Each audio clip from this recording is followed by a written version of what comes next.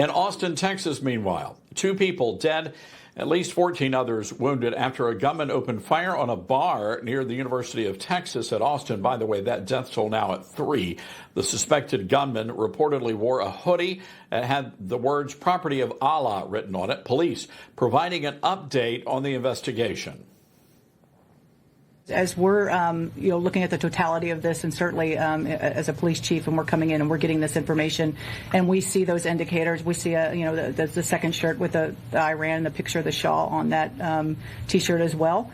We're thinking about events and what's occurring in the country as well. And so, in addition to the fact that this was a huge, complex scene, we're calling in those federal partners to take a look at that as well. And so, again, the motives, all of those things, that's what this investigation is about right now. All right, joining me now, Perry Johnson, a Republican gubernatorial candidate from Michigan. Perry, good to have you with us this evening. So the FBI still on high alert for possible domestic terrorist attacks. And of course, there are grave concerns that there could be sleeper cells out there already activated. What say you? Well, I don't think there's any question. There probably are. I think there were 700 or something like that released under Biden, and we have to recognize that that is a serious problem.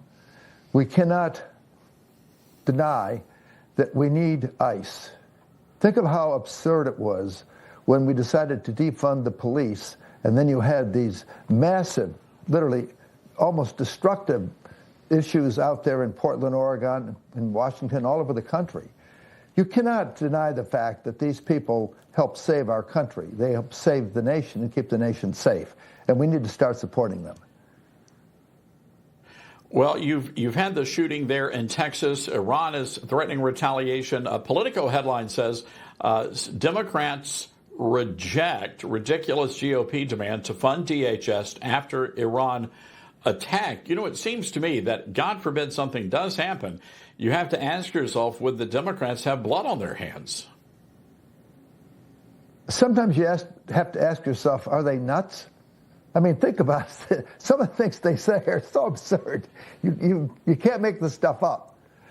And yet, whenever we need help, keep in mind you have people there to help us. We have always supported ICE. We've supported the police. We support the firemen.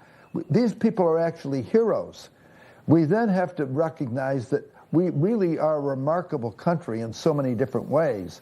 Let's not forget that in the very, very beginning, we had one basic idea, and that was to form this nation that would be unlike any nation, a nation that would be a free nation, and we were the kind of people that believed in honor and the dignity of people. And somehow they've seemed to lost it. They've lost it all. I think we had in Michigan, for example, we had a group that was organized from South America. Illegal immigrants were coming in, and they, as a group, would start robbing all of the homes. And they picked one neighborhood, then another neighborhood, and another neighborhood. These were not bad neighborhoods. These were actually some of the nicest neighborhoods in the entire state. And it's an organized effort, but it's so hard to control when you have massive numbers of people that enter this country illegally. So many of them are creating a problem, and we have to try to do something to try to make this nation safe. And yet, when we try to do what we're supposed to do, we get chastised. It's pretty absurd, don't you think? Well, and of course, Michigan is home to one of the largest Muslim populations in the entire nation. There's been a lot of concern among many Republicans about the rise of Islam in this country. Does that concern you, and how do we deal with that issue? Well, right now, what I like to focus on is keeping everybody safe. I really like Trump's approach.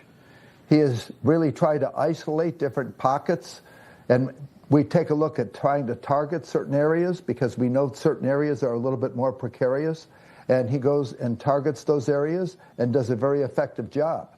I think that President Trump probably has done some of the most amazing work in trying to clean things up. We no longer are now fighting about the border. That used to be the #1 issue. We don't even have an issue anymore. Now we're taking a look at what we need to do to keep this nation safe. And I think that when you take a look at Iran, We have a lot of discussions that were made about maybe he shouldn't have attacked Iran. Can you imagine what it would be like if they had nuclear weapons? Don't you wish that we didn't have a situation with North Korea had the weapon? Can you imagine what happened if Iran had nuclear weapons? It's scary. Mr. Johnson, we're going to have to leave it. We're going to have to leave it there. It is indeed scary, but we do need to go to some breaking news. We certainly thank you for joining us this evening. Let's